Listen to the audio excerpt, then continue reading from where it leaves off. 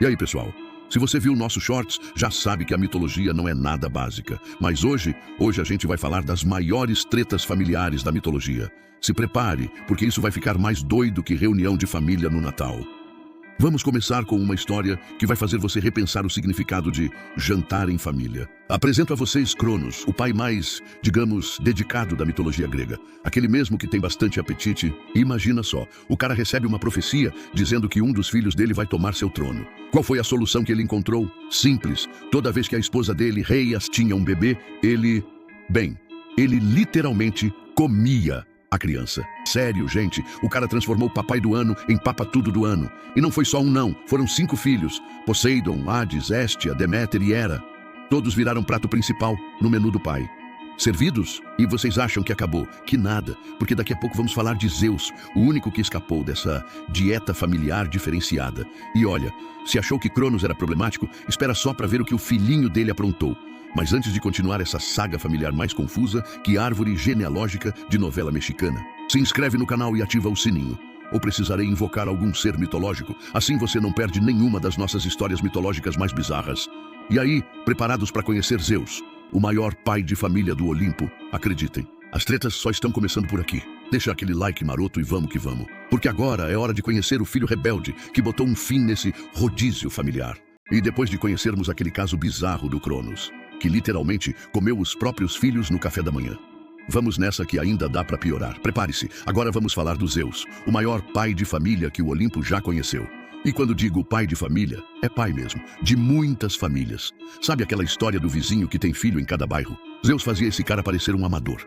O nosso querido senhor do Olimpo transformou a árvore genealógica dos deuses num verdadeiro labirinto mais confuso que prova de matemática. Zeus era tão, digamos, dedicado à paternidade que tinha filhos espalhados por todo o canto da Grécia. E olha que ele era casado com Hera, a deusa do casamento. Irônico, não? A coitada deve ter gastado fortunas em terapia.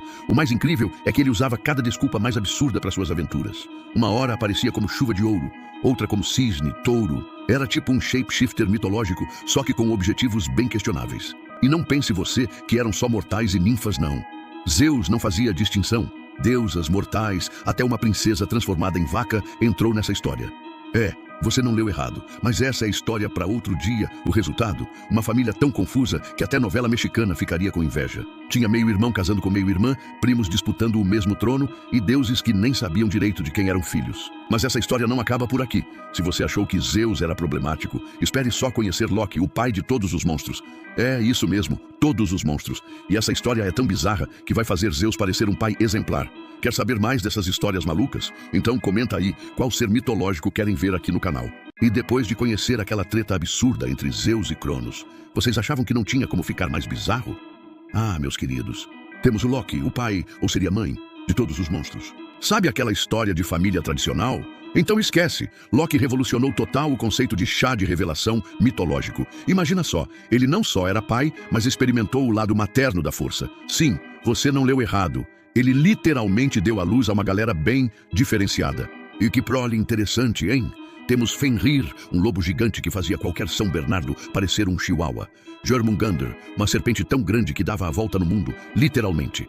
E não podemos esquecer da Hel, que ganhou na loteria do submundo e virou a rainha do lugar menos animado do universo nórdico. Mas calma, que a história fica ainda mais doida. Enquanto hoje em dia as pessoas ficam nervosas para saber se é menino ou menina, Loki tava lá tipo, surpresa, é um lobo gigante destruidor de mundos. E no outro, adivinha, uma serpente que pode esmagar continentes. E os outros deuses? Eles ficavam tipo, aquela tia do pavê no Natal, só observando e comentando. Mas esse Loki viu cada filho que ele tem. Mas antes que você ache que acabou por aqui, calma, porque agora de uma treta ainda mais antiga, onde Marduk teve que resolver uma briga de família do jeito mais explosivo possível. E acredite, comparado com essa próxima história, a família do Loki até que parece bem estruturada. E aí, tá curtindo essas histórias malucas da mitologia? Então não esquece de ativar o sininho, porque tem muito mais treta mitológica pra gente descobrir junto. Bora lá! Prepare-se porque vamos mergulhar ainda mais fundo nesse mar de confusão familiar. Se você ainda não é inscrito, esse é o momento perfeito. Vai ser uma viagem bizarra que você não vai querer perder. Sabe aquela história de respeitar os mais velhos? Então, na Babilônia Antiga, isso funcionava um pouquinho diferente. Marduk, o deus que levou o conceito de discussão em família para um nível totalmente novo. Imagina só, você tá lá, tranquilo, planejando como vai dominar o universo, e sua avó, Tiamat, que por acaso é um dragão gigante do caos primordial, começa a implicar com seus planos. O que você faz? Bom, se você for Marduk, a resposta é simples. Você simplesmente elimina a vovó do mapa. Mas calma, não foi uma briguinha qualquer de domingo. Marduk chegou todo preparado. 4 ventos, uma rede mágica, um arco divino e até raios que ele controlava com a mente. Tiamat? Ah, ela só era um dragão ancestral que podia criar monstros com um estalar de dedos, nada demais. A treta foi épica. Marduk aproveitou quando a vovó abriu a boca para dar aquela bronca básica de avó. Mandou os ventos para dentro, deixando ela mais inflada que balão em festa de aniversário. Depois, foi só uma questão de acertar uma flechada certeira e... Bem, digamos que Tiamat virou material de construção para o nosso mundo. Literalmente, ele usou o corpo dela para criar o céu e a terra. Brabo demais! E você achando que seu almoço de domingo em família era tenso. Mas se você achou essa história pesada, espera só até ouvir a próxima. Vamos falar de Hera e seu surto com bastardos. Meus amigos, e por falar em deuses que não sabem lidar com rejeição, vamos falar de alguém que elevou o conceito de esposa ciumenta a níveis olimpianos, literalmente, meus amigos. Senhoras e senhores, apresento-lhes Hera, a rainha do drama. Quer dizer, do Olimpo e da instabilidade emocional. Imagina só, você ser casada com o maior galinha do panteão grego. Zeus era tipo aquele seu tio que tem uma família em cada bairro, em escala divina. E como toda história de traição, quem pagava o pato não era o traidor, mas sim as amantes e principalmente as crianças. Hera era tão, mas tão ciumenta que desenvolveu um hobby peculiar, tentar assassinar os filhos bastardos de Zeus. Sabe aquela madrasta malvada dos contos de fada? Então ela aprendeu tudo com Hera. O caso mais famoso foi com Hércules. Quando o semideus ainda era bebê, ela enviou 2 cobras gigantes para o berço dele. Atenção, plot twist. O bebê era tão forte que estrangulou as serpentes, como se fossem brinquedinhos de apertar. Primeira tentativa de assassinato, fracassada. Mas não pensem que ela desistiu. Anos depois, Hera causou um surto de loucura em Hércules que o fez... Bem, vamos deixar essa parte para outro vídeo, porque tem classificação indicativa, né?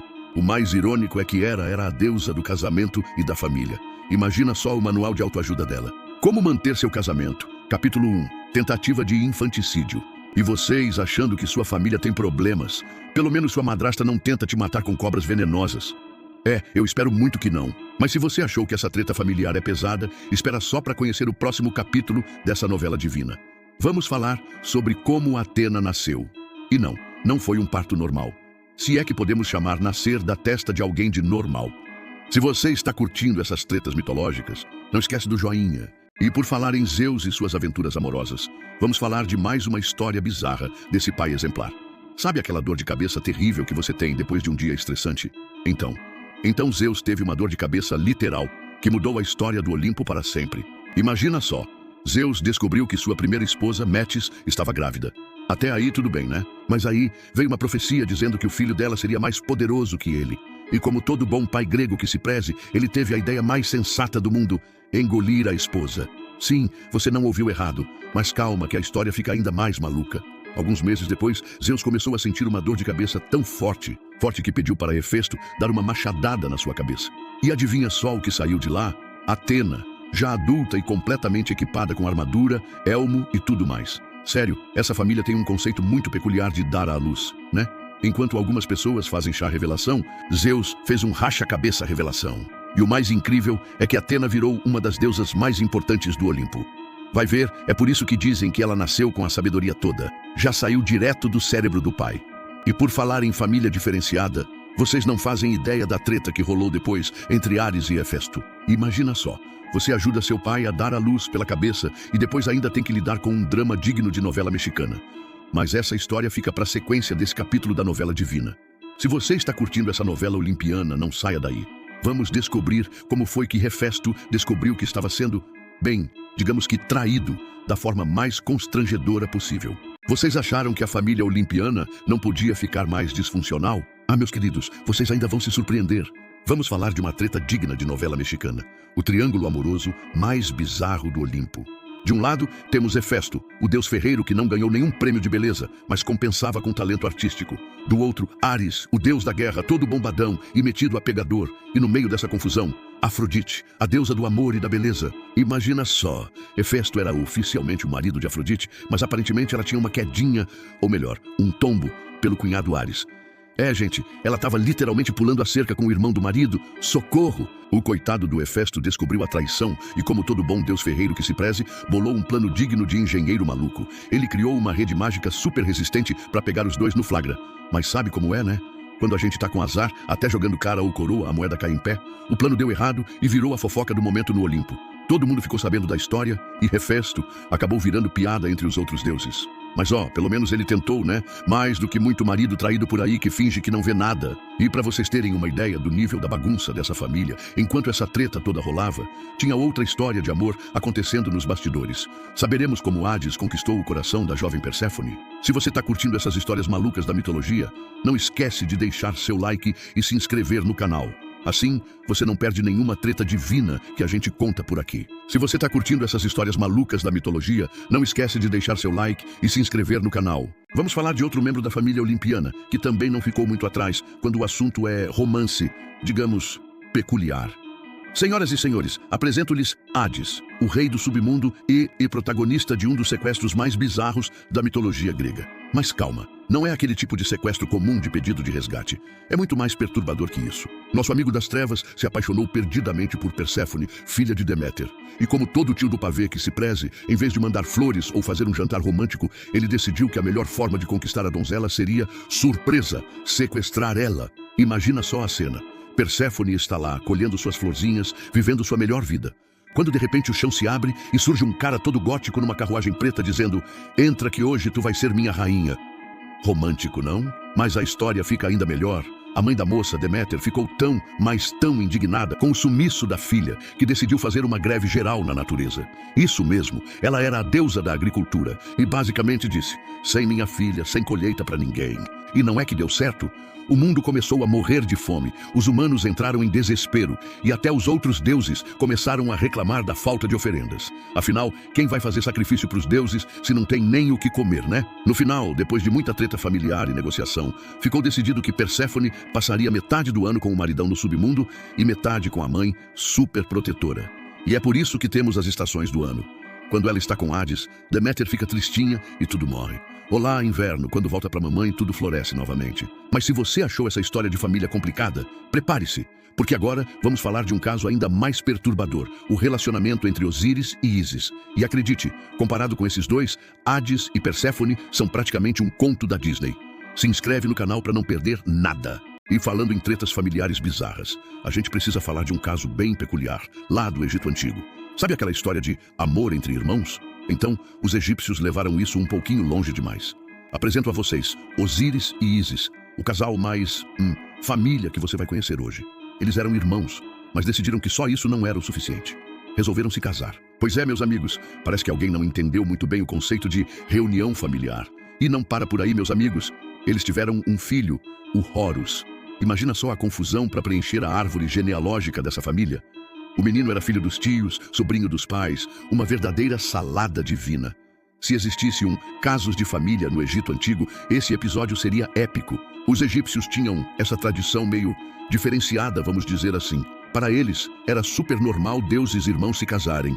Era tipo uma tradição familiar, só que muito familiar mesmo. Dizem que era para manter a linhagem divina pura, mas convenhamos, dava para pensar em outras alternativas, né?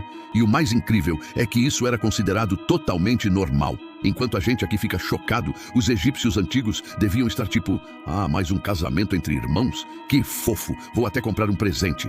Mas antes que você pense que essa história de família complicada acabou, deixa eu te contar que tem mais. Para finalizar essa história toda, a gente ainda precisa falar sobre como Afrodite veio ao mundo. Espera só para ver como a deusa do amor nasceu.